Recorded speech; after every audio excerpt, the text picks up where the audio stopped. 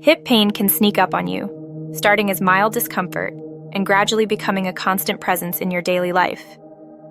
If you're noticing stiffness when you get out of bed, trouble with stairs, or pain that keeps you awake at night, these could be signs your hip joint is wearing down.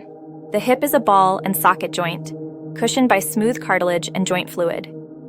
When arthritis, injury, or other conditions damage your hip, pain and stiffness can make even simple tasks difficult.